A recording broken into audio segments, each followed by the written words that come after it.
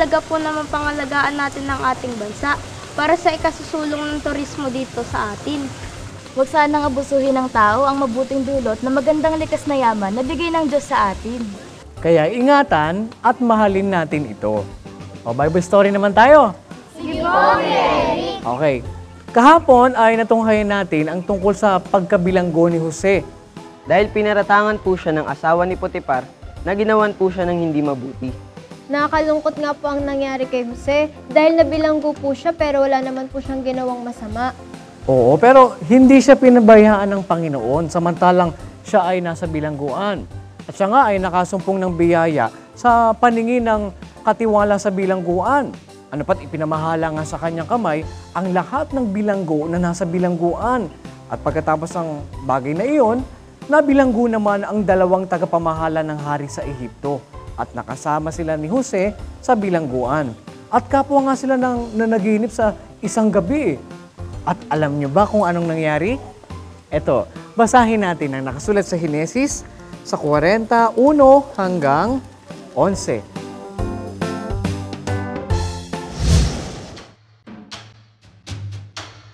At nangyari na pagkatapos ng mga bagay na ito, na ang katiwala ng saro ng hari sa Ehipto at ang kanyang magtitinapay ay nangagkasala laban sa kanilang Panginoon na hari sa Ehipto. At nag-init si Faraon laban sa kanyang dalawang tagapamahala sa puno ng mga katiwala ng saro at sa puno ng mga magtitinapay at pinagpipiit sa bilangguan sa bahay ng kapitan ng bantay sa bilangguang kinabibilangguan ni Jose. At ibinigay ng kapitan ng bantay kay Jose ang pamamahala sa kanila at pinaglingkuran niya sila at sila'y natirang kaunting panahon sa bilangguan. At ang katiwala at ang magtitinapay ng hari sa Ehipto na nangabibilanggo sa bilangguan ay kapwa na naginip ng kani-kaniyang panaginip sa isang gabi, na bawat isa ayon sa paliwanag ng kani-kaniyang panaginip. At pinaroonan sila ni Jose sa kinaumagahan, at sila'y tiningnan, at narito sila'y mapanglaw. At kanyang tinanong ang mga tagapamahala ni Faraon na mga kasama niya sa bilangguan sa bahay ng kanyang Panginoon, na sinasabi, "Bakit kayo'y mapanglaw ngayon? Kami ay nanaginip ng panaginip at walang sino mang makapagpaliwanag. Hindi ba ukol sa Diyos ang mga paliwanag? Isinasamo ko sa inyo na inyong saysayin sa akin." At sinaysay ng puno ng mga katiwala ng saro kay Jose ang kanyang panaginip at nagsabi sa kanya, "Sa aking panaginip, narito, ang isang puno ng ubas ay nasa harap ko. At sa puno ng ubas ay may 3 sanga. At yaoy bawang sumupling na namumulaklak. At ang mga bubig niyaon ay nangagtaglay ng mga ubas na hinog. At ang saro ni Faraon ay nasa aking kamay. At kumuha ako ng mga ubas at aking pinagpipiga sa saro ni Faraon. At ibinigay ko ang saro sa kamay ni Faraon."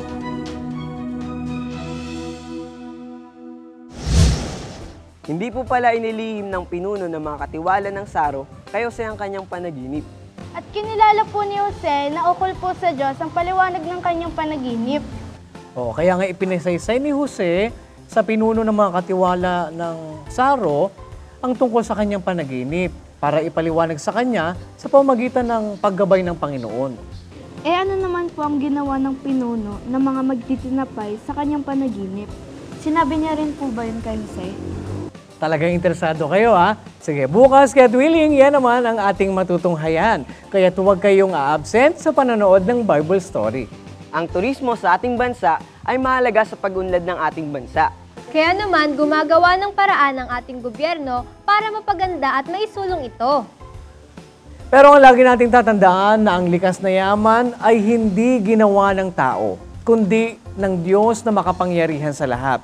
At yung mga nilikha ng Diyos mismo ang nagsasaysay na sila ay gawa ng Diyos. Eto, basahin natin ang nakasulat sa Aklat ng Job sa 12, 7 hanggang 10. Ngunit tanungin mo ngayon ang mga hayop at tuturuan kanila at ang mga ibon sa himpapawid at kanilang sasaysayin sa iyo. O magsalita ka sa lupa at magtuturo sa iyo at ang mga isda sa dagat ay magsasaysay sa iyo. Sinong hindi nakakaalam sa lahat ng mga ito na ang kamay ng Panginoon ang siyang gumawa nito? Nasa kamay niya ang kaluluwa ng bawat bagay na may buhay at ang hininga ng lahat ng mga tao. Kuya Eric, ano-ano po ba yung mga kilala at magagandang lugar na pwedeng puntahan dito sa Pilipinas? Gusto niyo ba yan ang pag-aralan natin bukas? Opo, Kuya Eric! Okay, sige. Abangan ninyo kung naloobin ng Panginoon, pag-aaralan natin ang mga nangungunang lugar dito sa ating bansa na madalas puntahan ng mga dayuhan.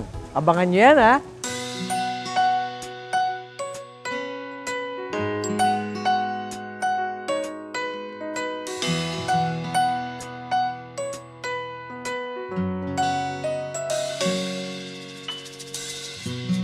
Tagulan ay dumarating, ito'y paghandaan natin. Katawan ay palakasin sa mga wastong pagkain. Kalungkutan natin ay papawiin pagkatapos ng ulan. Araw ay sisikatin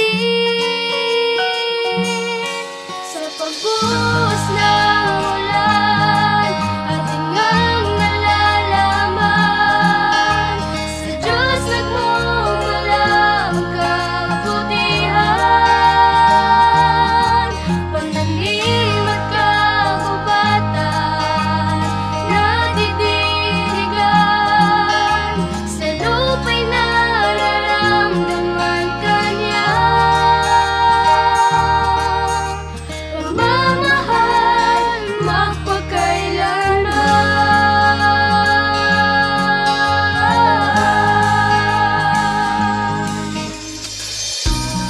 Halina't sumukog na, magkasama tayo sa tuwina.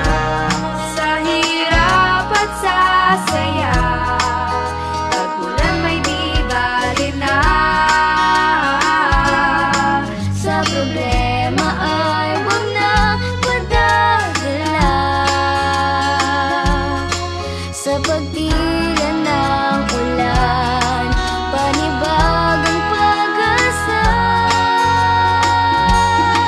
Sa pagbuhos ng ulan, ating ngang nalalaman sa Diyos nagmumula ang kabutihan. Pananim at kagubatan nadidirigan sa lupa'y nararamdaman kanya. Pagmamahal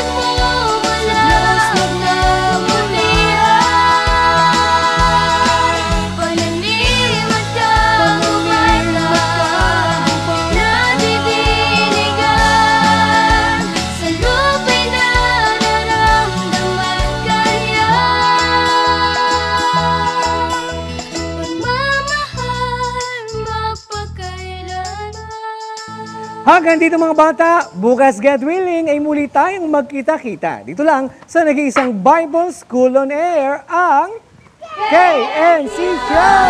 KNC Show, will teach us while we grow. Sa tulong ng ating Diyos Ama, isipan ay magliliwanag. The KNC Show, will teach us while we grow. Sa tulong ng ating Diyos Ama, isipan ay magliliwanag na. Happy birthday,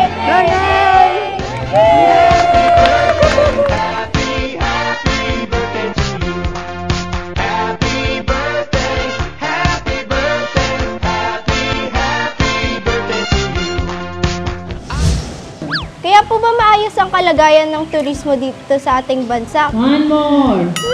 Action. Ang turismo sa ating bansa ay mahalaga sa ating bansa. Ay, wali.